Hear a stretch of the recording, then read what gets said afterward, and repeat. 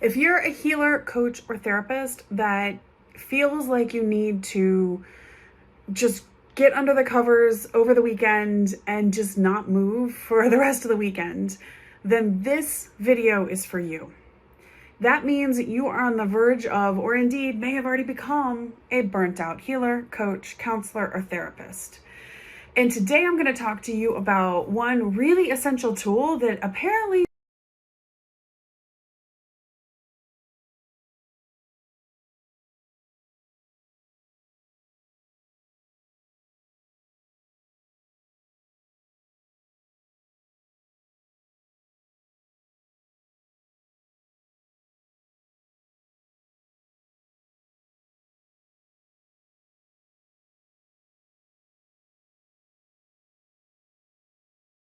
possibly can, right?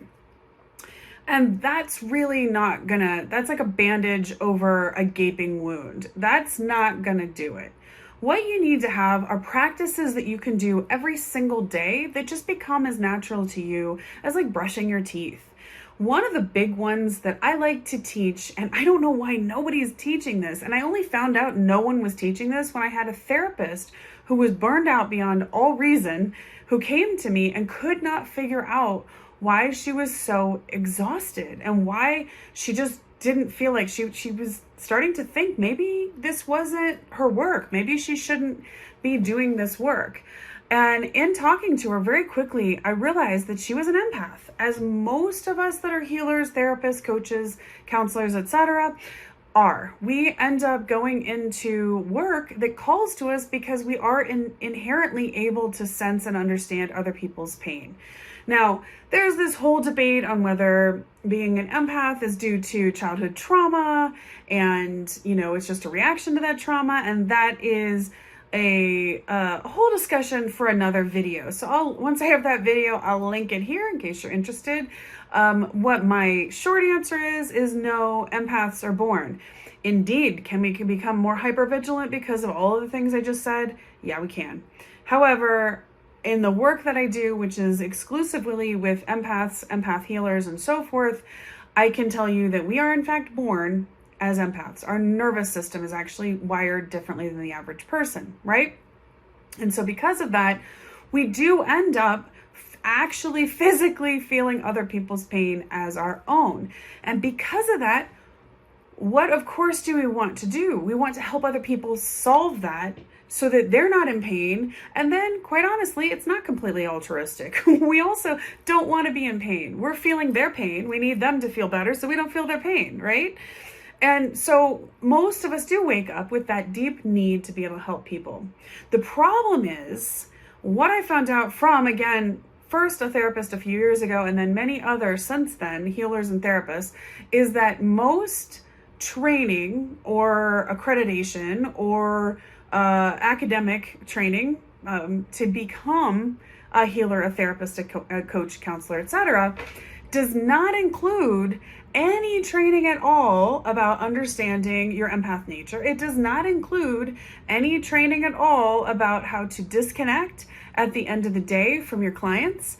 It does not include any of that. So reasonably enough, I cannot tell you the number of coaches and healers that I've talked to that have gone through and they've done these accreditations of whatever kind of healing modality there might be.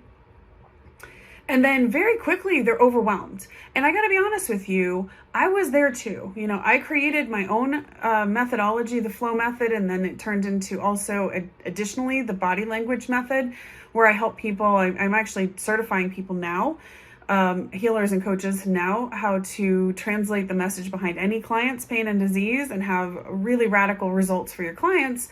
But, back in the day when I was putting this whole thing together and starting to take on my first few clients, I didn't understand how to really deal with everything that I was taking on. And I was never disconnected ever from anyone that I was working with. And I would be so blown out at the end of the week that I would literally be hiding under the covers and I just could not take one more person needing anything, one more person having any kind of stimulation coming at me. I was like outfelt, outtouched, outtalked, outsensed. I was done. And it was only when I started to consider what kind of practices could I come up with, and what could I intuitively understand was happening that was causing me to stay connected? So here I'm going to teach you a very quick, very easy thing that is going to help you every single day with your clients, and it's going to help you radically be able to have more energy for yourself. And all it is something I call a closing practice. So I do this in the certification. I actually train this in tandem with the opening practice, which is opening up for your clients and being able to connect with your clients before you ever get on with them. And what that does is really it creates a energetic connection between you and your client, and you get on and you're off to the races. You're able to be very connected very quickly. But after you meet with that client, after you have done that connection, you must have a practice of disconnecting from that client. Because if you don't, it's like you have an energetic cord. If you can imagine just an electric cord that's plugged into you and it's plugged into your client. And when you're an empathic person, that energetic cord stays. It keeps connected. Now, if you look at something like quantum physics, which I'm a big fan of and a lot of my work has a lot of basis in, then you'll understand that, there's the theory, and I agree with it, that we are all actually one. We are all one big flowing, connected, energetic state, even when we view and experience ourselves as separate, okay? So since that is the case from a scientific standpoint, it makes a lot of sense that when we are consciously connecting with our client, we are then staying connected with that client unless we consciously disconnect from that client, okay? So it's a super easy practice to do, and I would love to hear, if you do it, how much of a difference it does make for you. And all you're going to do is you're going to simply close your eyes. You're going to center yourself. This is after your client session, after you're done, right after you're done. And I suggest doing this after each client. So if you have multiple clients in a day, you do your open practice at the beginning, then you do your closed practice at the end in between each client, okay? So what you're going to do is actually close your eyes, and you're going to imagine your client. You're going to connect in with your client. And you're going to just, in your mind's eye, imagine that there is that connection between the two of you. And oftentimes, if you're a visual learner, a visual person, or a very intuitive, visual intuitive person, you're going to be able to get a real picture of what that feels like. If you are not a particularly visual person, then what I want you to do is if you're a movement-oriented person, you can literally imagine you're tracing the connection between you and your client. If you are an auditory person, you can almost imagine that there's like a sound that goes between you and your client. Okay, so a lot of my clients, a lot of my practitioners I'm certifying are also very auditory people. But if you're a visual person, you can literally imagine that you see this connection between you and your client.